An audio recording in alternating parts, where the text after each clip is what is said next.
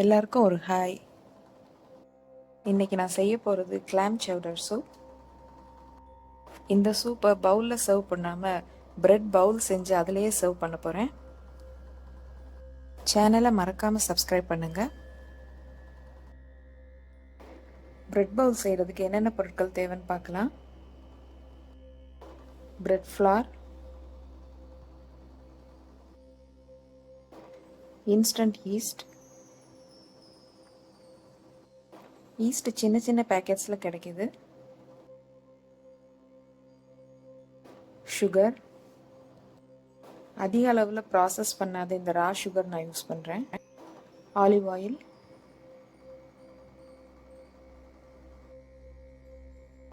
Himalayan salt,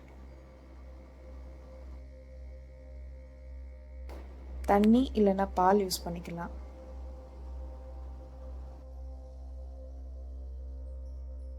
bread பவுலுக்கு தேவையான மாவை பிசைஞ்சு வச்சுக்க போகிறேன். இதில் பிரெட் ஃப்ளாரை சேர்த்துக்கணும்.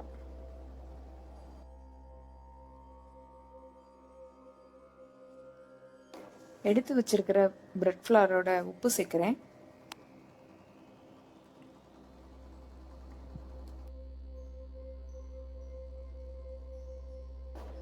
இதில் கொஞ்சமாக சுகர் சேர்த்துக்கிறேன்.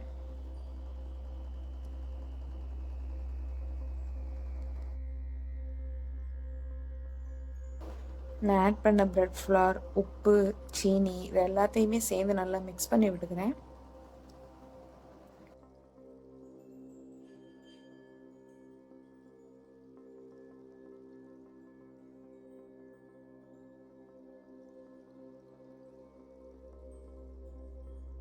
பிரெட் ஃப்ளார் மிக்ஸ் பண்ணி வச்சதை அப்படியே தனியாக எடுத்து வச்சுட்டேன். இப்போ ஈஸ்ட்டை ரெடி பண்ணிக்கலாம். கை பொறுக்கிற அளவுக்கு சூடான தண்ணியில் நம்ம ஈஸ்ட்டை எடுத்து மிக்ஸ் பண்ணி வைக்க போகிறோம்.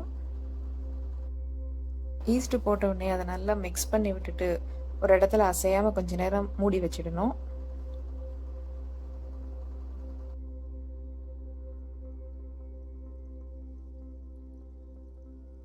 பவுலில் ஏற்கனவே மிக்ஸ் பண்ணி வச்சுருந்த அந்த பிரெட் ஃப்ளாரை நான் ஒரு பெரிய பாத்திரத்துக்கு ட்ரான்ஸ்ஃபர் பண்ணிட்டேன். பெரிய பாத்திரத்தில் வச்சு மாவு பிசைய வசதியாக இருக்கும், அதனால தான்.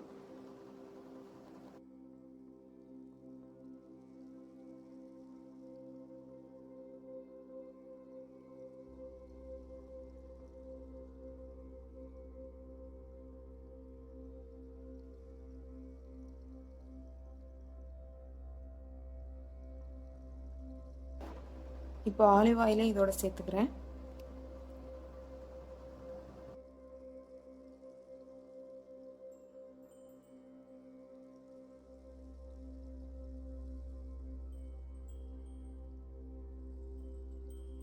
நான் ஊற்றின ஆயில் மாவில் எல்லா பக்கத்துலேயும் சேர்ந்து கலந்து மிக்ஸ் ஆகி வரணும்.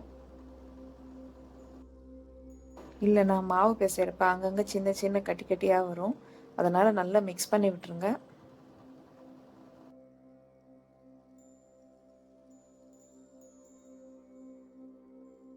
ரெடி பண்ணி வச்சுருக்கிற ஈஸ்ட் மிக்ஸை இதோட நான் கலக்க போகிறேன்.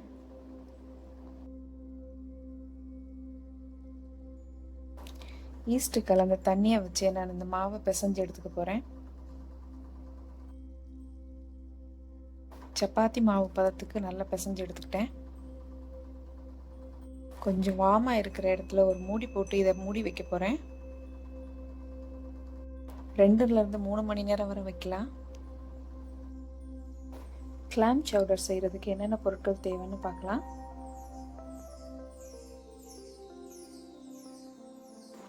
ஒயிட் கிளாம்ஸில் நிறைய டைப் கிடைக்குது. இன்றைக்கி நான் ஒயிட் கலர் கிளாம்ஸ் யூஸ் பண்ணுறேன். மைதா மாவு, all purpose flower,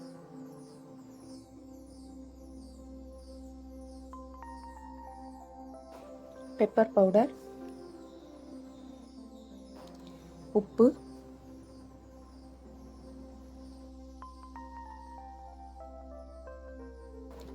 olive oil, பால். ஃபுல் ஃபேட் மில்க் யூஸ் பண்ணிங்கன்னா கிளாம் சவுடர் நல்ல திக்காக க்ரீமியாக கிடைக்கும். வெங்காயம்,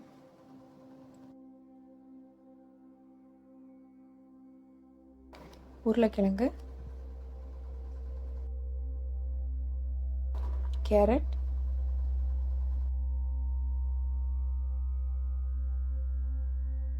செலரி.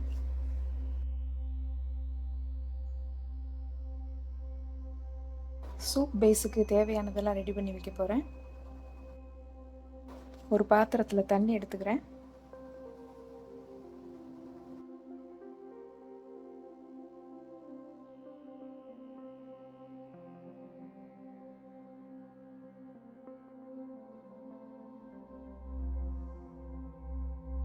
எடுத்து வச்சிருக்க தண்ணியில் நல்லா ஏற்கனவே வாஷ் பண்ணி வச்சிருக்கிற இந்த ஒயிட் கிளாம்ஸை போட்டு வேக வைக்க போகிறேன். இதில் கிடைக்கிற ஸ்டாக்கை நான் யூஸ் பண்ண போகிறேன். கிளாம்ஸ் எல்லாம் நல்லா வேக ஆரம்பிச்சிருச்சு. கிளாம்ஸ் வெந்துருச்சான்னு எப்படி தெரிஞ்சுக்கலான்னு பார்த்தீங்கன்னா, இந்த மாதிரி ஷெல் நல்லா ஓப்பன் ஆகி உள்ளே இருக்கிற அந்த கிளாம் மீட் வெளியே தெரியும்.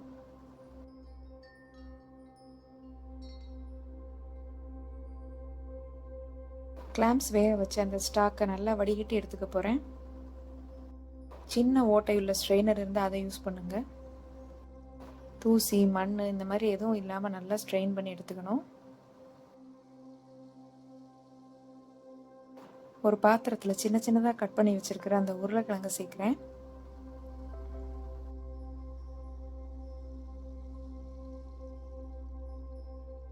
சின்னதாக கட் பண்ணி வச்சுருக்க கேரட்டையும் இதோட சேர்த்துக்கலாம்.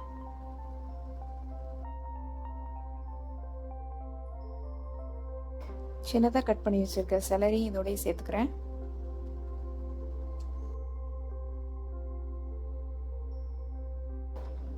சின்னதாக கட் பண்ணி வச்சுருக்க வெங்காயத்தையும் இதோட சேர்த்துக்கிறேன்.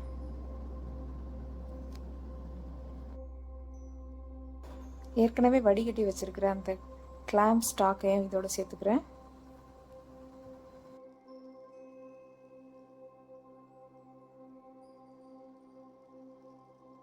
இந்த வெஜிடபிள்ஸ் எல்லாமே கிளாம் ஸ்டாக்லேயே வேக போகுது.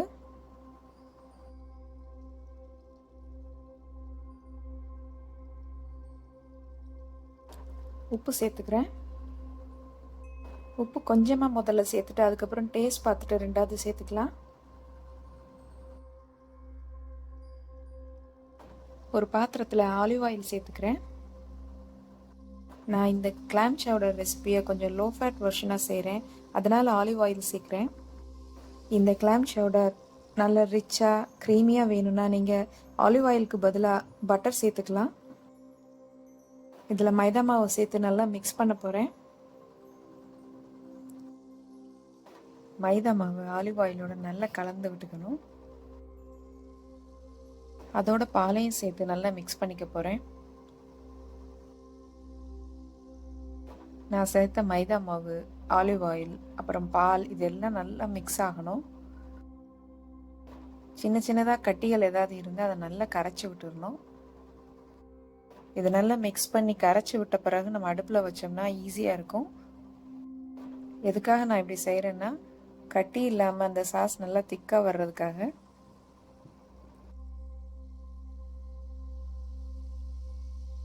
பிரெட் பவுல் செய்கிறதுக்கு பேக் பண்ணுறதுக்காக அது மேலே முட்டை யூஸ் பண்ணுவேன். அதுக்காக இந்த ஒரு முட்டை எடுத்து வச்சுருக்கேன். கொஞ்சமாக அதில் பால் சேர்த்து அதையும் சேர்த்து நல்லா மிக்ஸ் பண்ணிக்க போகிறேன்.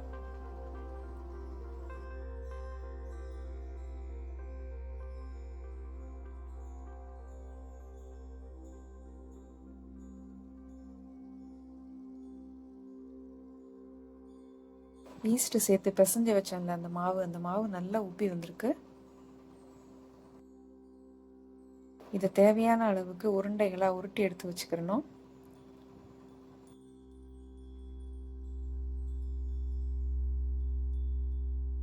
பேக்கிங் ட்ரேல பேக்கிங் பேப்பர் எல்லாம் போட்டு ரெடி பண்ணி வச்சுட்டேன்.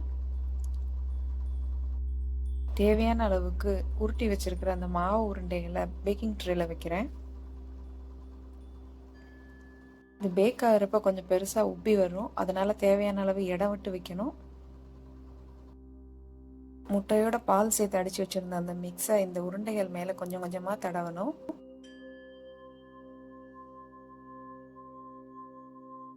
அவனை ப்ரீஹீட் பண்ணி வச்சுருக்கேன். ரெடி பண்ணி வச்சிருக்கிற உருண்டைகளை அவனில் வச்சு பேக் பண்ண போகிறேன்.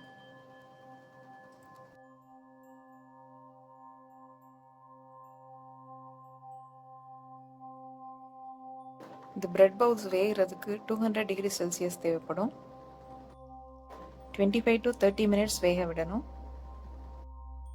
கோல்டன் ப்ரௌன் கலர் வந்த உடனே எடுத்துடலாம். பிரெட் பவுல்ஸை பேக் பண்ணுறப்போ இந்த மாதிரி கிராஸாக கட் பண்ணியிருக்கேன். பிரெட் பவுல்ஸில் அதிகமாக கிராக் விடாமல் இருக்கிறதுக்காக இப்படி பண்ணியிருக்கேன்.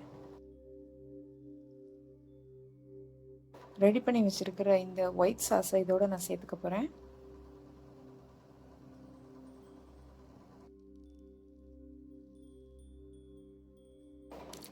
கிளாம் ஸ்டாக், அப்புறம் வெஜிடபிள்ஸ், ஒயிட் சாஸ் இதெல்லாம் சேர்ந்து ஒன்றா கலந்து வேகணும்.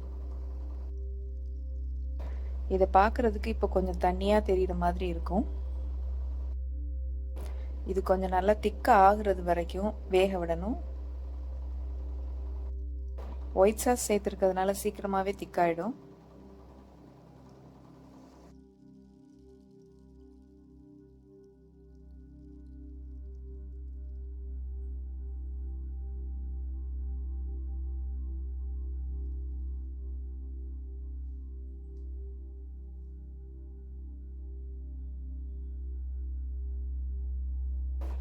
தேவையான அளவுக்கு இதில் க்ரஷ்டு பெப்பரையும் சேர்க்கணும்.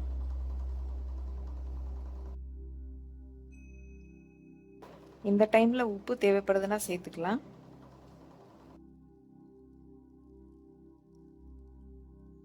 இந்த பிரெட் பவுல்ஸ் கட் பண்ணுறதுக்கு முன்னாடி நல்லா ஆறி இருக்கணும்,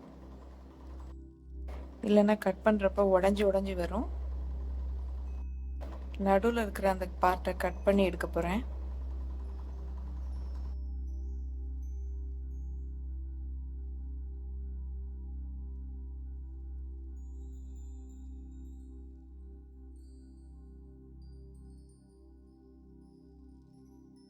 கட் பண்ணி எடுத்த பிரெட் பவுலை காட்டுறேன் பாருங்க.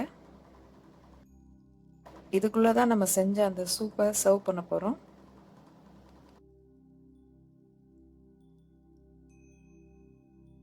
இன்னும் கொஞ்சம் உள்ளே இருக்கிற அந்த பிரெட் பார்ட்டை கட் பண்ணி எடுத்திருக்கேன்.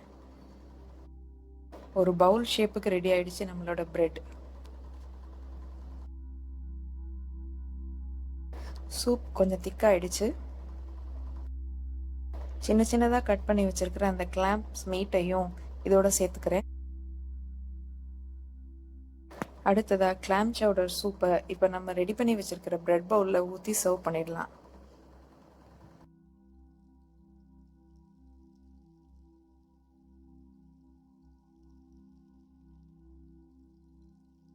கிளாம் சவுடர் பிரெட் பவுலோட இப்போ ரெடி ஆயிடுச்சு. சேனலை மறக்காமல் சப்ஸ்கிரைப் பண்ணுங்கள். புது ரெசிபிஸ் பற்றி தெரிஞ்சுக்க பெல் பட்டனை ப்ரெஸ் பண்ணுங்கள்.